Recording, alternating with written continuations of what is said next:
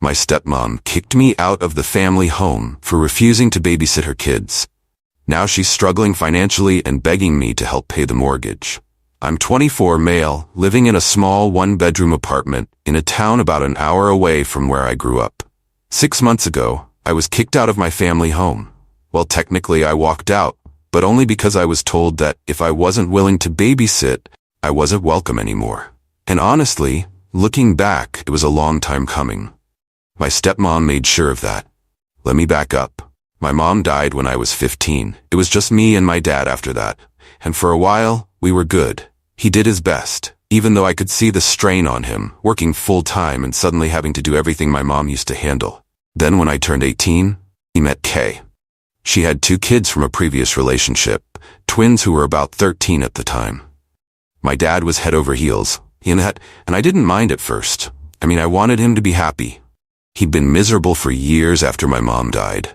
But after they got married, things started shifting. Subtle stuff at first. Qley would ask me to help with the twins. Small favors, like picking them up from school or watching them for an hour. Then that turned into weekends. And soon, it wasn't asking. It was just expected. Like I'd get home from college classes or work, and she'd just say, "Oh good, you're here. I need to run out for a bit," and leave me with her kids without any warning. It was like my time didn't matter. At first, I tried to help out. I thought, okay, this is what families do, right? But it kept getting worse. Anytime I wasn't at school or working, she'd assume I was available to be their babysitter. And let's be clear, this wasn't some casual keep an eye on them situation. I was doing all the heavy lifting, homework, making dinner, keeping them entertained. I tried to talk to my dad about it a couple of times. I thought maybe he didn't realize what was going on, but every time, he just brushed it off. "They're family now, son. It's not that big of a deal," he'd say, as if that made everything okay. I was 19 in college and still trying to figure out my own life. I didn't sign up to be a live-in babysitter.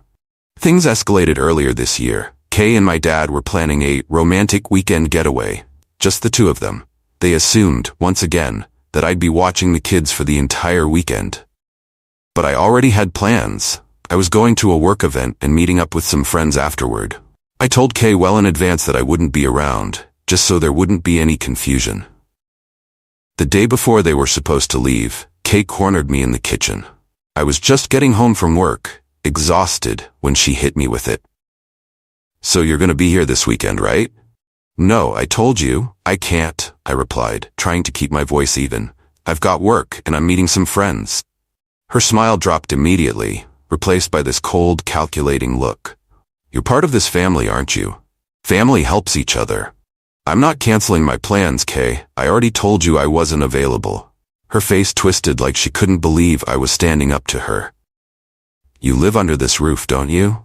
You're part of this household, which means you help out when you're needed." "I'm not their parent, Qley. I have my own life." Her voice went cold.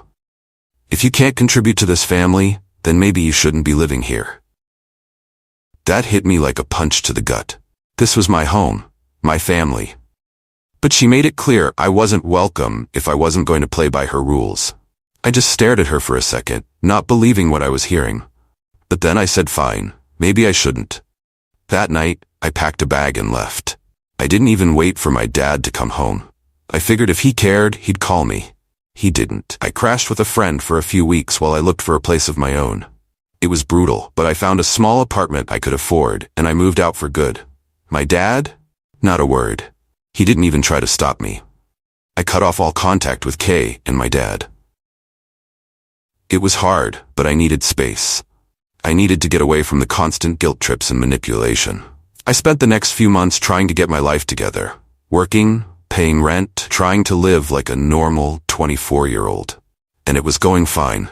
Then, about a month ago, I got a text from Qley. Out of nowhere. "We need to talk. Call me ASAP." I ignored it at first because why the hell would I want to talk to her? But then she kept texting, saying it was urgent, that it was about the house. I was curious, so eventually, I called her. She didn't even bother with small talk. "We're struggling financially," she said, her voice tense. "We're behind on the mortgage, and we need your help." I could have laughed if it wasn't so pathetic. "You need my help?" I said. "You kicked me out, remember? We didn't kick you out, she snapped. You left. But this is still your family, and this is still your home. We need you to step up. No, that's not my problem. I'm not paying your mortgage, Kay. She tried to pull the guilt card. Your father's hours have been cut at work. And the kids, they could lose their home. Is that what you want? I don't care, I said, not even trying to hide the anger in my voice. I don't owe you anything. You're being selfish, she hissed. After everything we've done for you, you can't just walk away from your responsibilities. My responsibilities? I'm not the one who bought a house I couldn't afford. You can figure it out on your own. She hung up on me after that, but the texts didn't stop. She kept trying, first begging, then threatening, telling me that I'd regret it if I didn't help them. I blocked her number, thinking that would be the end of it. Then my dad called. It had been months since I heard from him, and part of me hoped that maybe he was calling to apologize, to try and make things right. But no. He was calling to ask for money too. Son, we're in real trouble here, he said. The bank is talking about foreclosure. We need help to save the house. I was furious. Dad, I can't believe you're calling me for this. You didn't even call me when I moved out. Now you want me to pay for your house? It's not like that, he said, trying to sound reasonable. This is your home too. You lived here for free for years. It's only right that you contribute. I was a kid, Dad, and when I wasn't, I was working and paying for my own things. Kay kicked me out, remember? That house isn't mine. We're family, he said, his voice tight with frustration. You don't just abandon family. I didn't abandon you, I snapped. You let her push me out. Now you want me to save your ass because you couldn't say no to her? There was a long pause, and I could hear him breathing, trying to come up with something that would convince me. Kay was talking about taking out a second mortgage in your name, he said quietly. I blinked. What? She's been looking into it. She says you owe it to the family. I felt a wave of cold anger wash over me. That's fraud, Dad. She can't do that. She won't. If you help us out, he said, his voice weak, like he knew how wrong this was but couldn't bring himself to admit it. I hung up without saying another word. The next day, I went to the bank and locked down everything.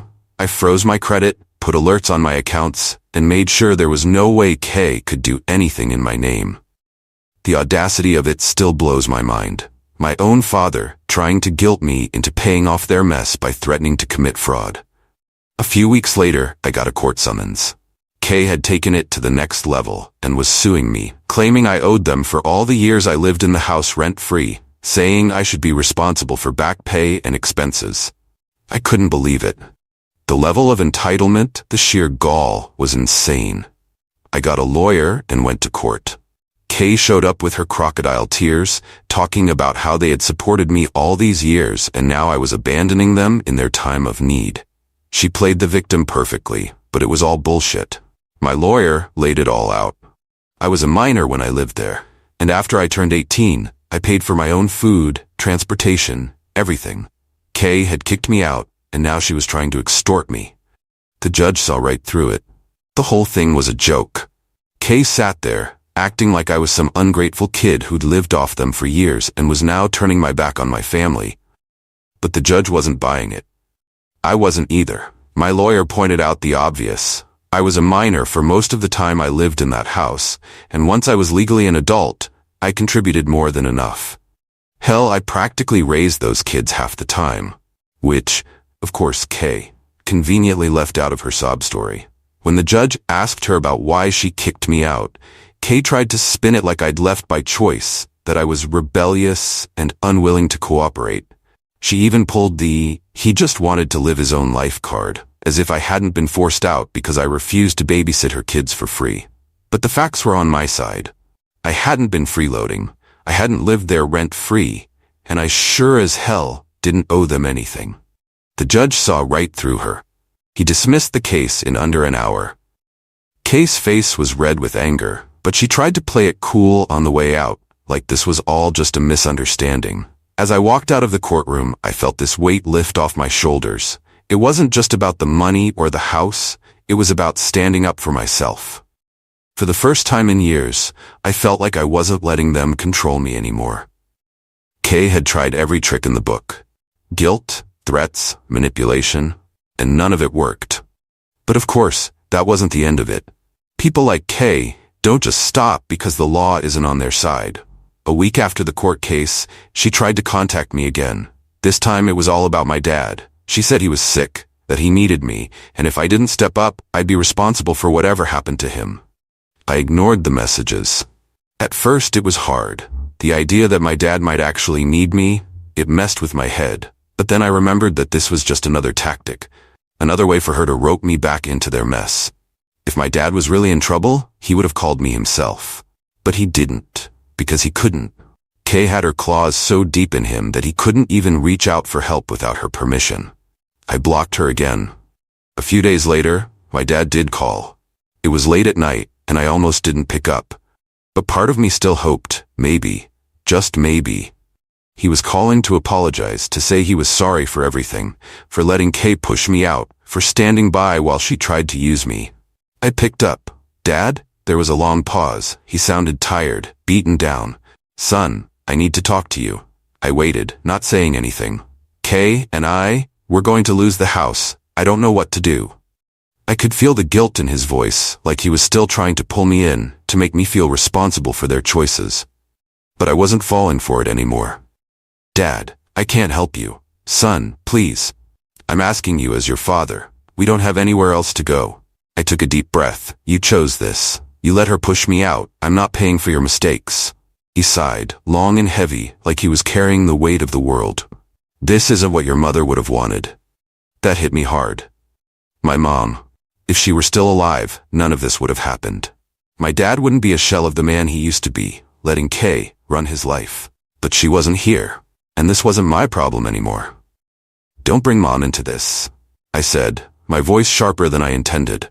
You made your choices, and now you have to live with them. I don't know what else to do, he said, his voice small, broken. There was nothing left to say. I'm sorry, Dad, but I can't help you. I hung up, and that was it. No more texts, no more calls. Nothing. A few months passed, and I heard through a cousin that they'd lost the house. Qley had apparently tried every trick in the book to save it, but nothing worked. My dad moved them into a smaller place, but I didn't reach out. They had made their bed, and now they were lying in it. It's weird, you know? You grow up thinking your parents will always have your back, that no matter what, they'll be there for you. But sometimes, family isn't what you thought it was. Sometimes, they're the ones who'll drag you down the hardest. I don't regret walking away. I don't regret standing up for myself. I spent too many years being used and manipulated by people who claimed to be my family. And I'm done with that. So that's where I'm at now. I've got my own place, my own life, and I'm finally free of their bullshit. And if anyone out there is dealing with something similar, let me tell you, just because someone is family doesn't mean you owe them your life. Stand up for yourself. Set boundaries. Walk away if you have to. Oh, and if you enjoyed reading this mess of a story, stick around. At least you won't get guilt-tripped into paying someone's mortgage here.